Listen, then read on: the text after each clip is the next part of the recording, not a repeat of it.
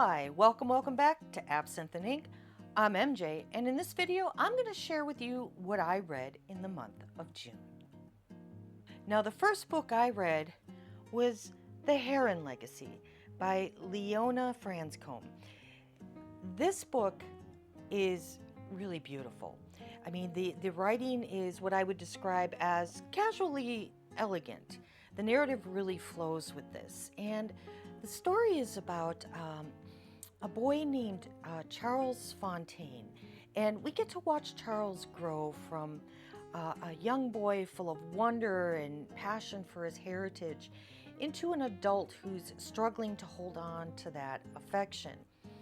Um, Now, he is kind of caught between the love for his uncle Theodore, who takes him out into nature, and they go exploring around the old castle, and they are looking for signs of their heritage and the history of those that came before them.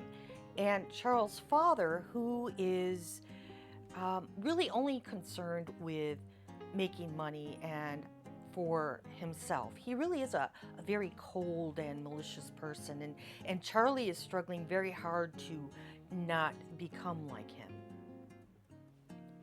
Now, all the characters in this book are fantastic. Charlie is just one of the best characters I've run across in a long time.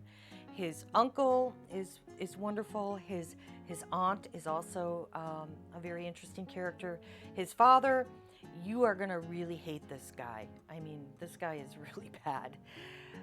There's one character in here named Grace Holmes, and I really wish that she would have had a bigger part in the story, because I think she had a lot of potential. I think she could have been a really diverse character, and I think she should have had a bigger impact on Charlie's life than she did. She kind of shows up and then she kind of falls into the background, and I really wish that we would have had a little bit more of Grace Holmes. But overall, this was a beautiful book. I don't know that it's for everybody, because you really have to do a little researching when you're reading this on the stories and the mythology and the heritage of Charlie, in order to kind of understand some of the stories and the history that goes on in this book. But the sense of place in this book is fantastic. A lot of it takes place over in Europe, and the descriptions are so full and so lush that you actually really feel like you're there. So if you can't afford to take a trip to Europe, well, this might be your next best bet. Now, next up was Death of a Bookseller by Bernard J. Farmer. Now, this is part of the British Library's classic crime collection. Try saying that 3 times fast. I couldn't even say it once.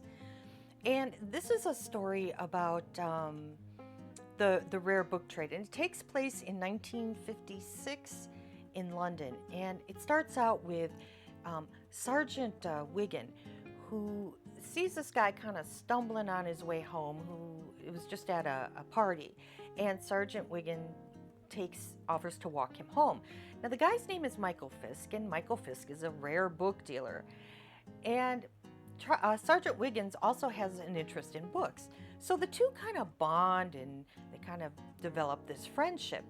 Now, when Michael Fisk is murdered, and this isn't a spoiler because it's on the back of the cover here, Sergeant Wiggin decides to go undercover into the rare book trade.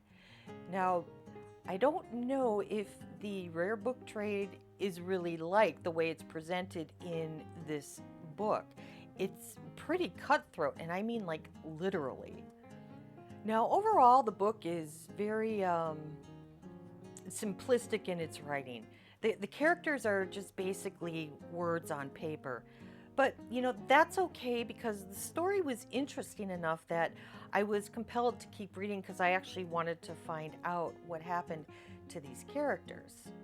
And the thing about these crime classics that I really like, they do give you a sense of nostalgia, and there really is a charm to these. And while I would probably only give this maybe a 2.8 as far as a rating, overall, I did enjoy the book.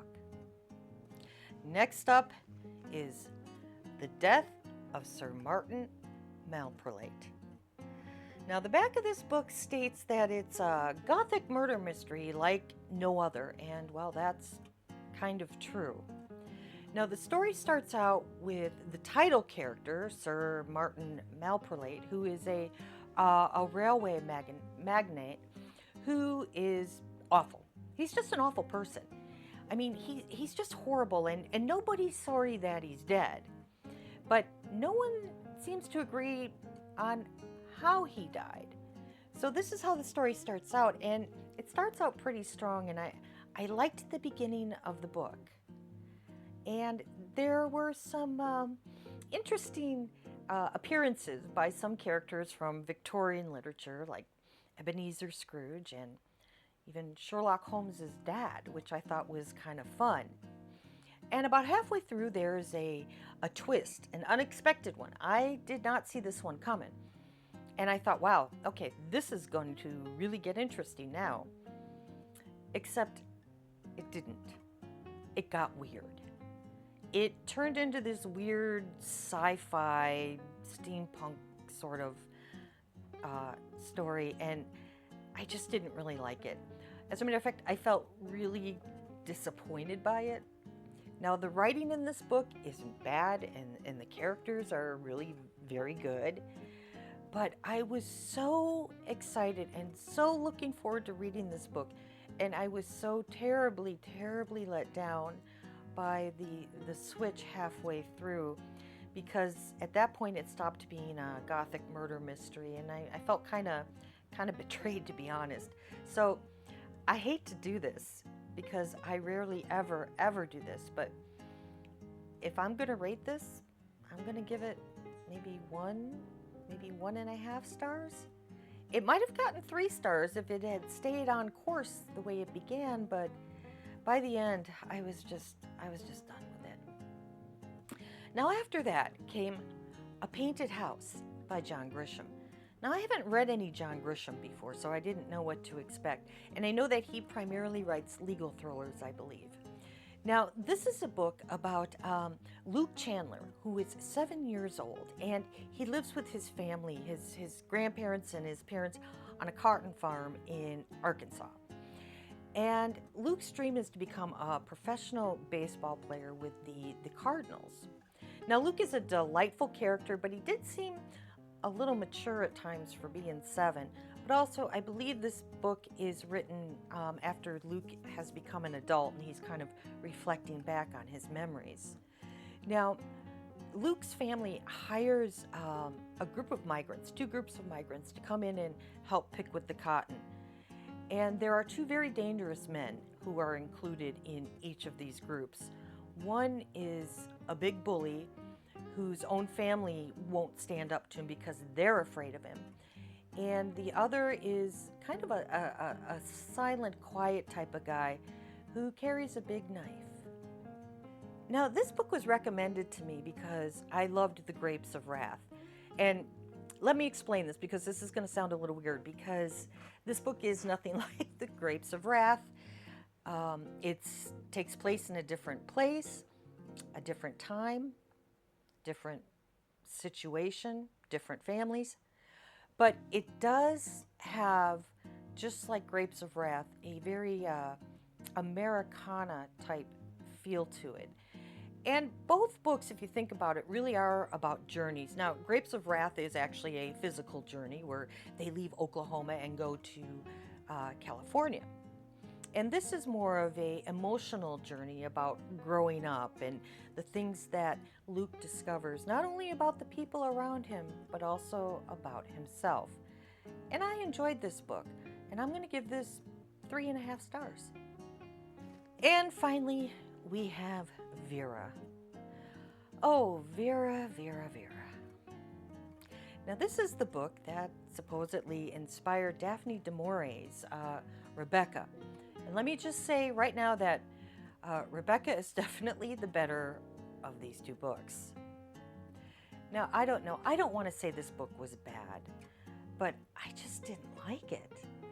I really felt like the writer was just trying to fill up space with some of the words. I think she just, I don't know. the writing just didn't do it for me. Nor did the characters. I really didn't like any of them. But the book is about a young woman named Lucy Entwistle, who has just literally lost her father when she meets Everard Weymouth, who has also just lost somebody close to him. Now, they wind up kind of becoming each other's support, and even though there's a big difference in their ages, Lucy is in her 20s and Weymouth is in his mid-40s, I believe. But they wind up falling in love, and they wind up getting married, and after that, I can't tell you what happens, because after 100 pages, I DNF'd it. You know, it was one of those books that you just didn't want to pick up because you weren't enjoying it, so I didn't. So I can't really give this a rating because I didn't read the whole thing, but it just wasn't for me. So that was my reading month for June. It wasn't the best reading month I've ever had, with the exception of the Heron Legacy and A Painted House. So I'm really looking forward to July being better. Now, I don't know if you've read any of these books, but if you have, please let me know in the comments below. And also, if you want to let me know what books you read in June, because I'm always looking for a good read. So thanks so much for spending some time with me, and I'll see you next time on Absinthe and Ink. Bye-bye.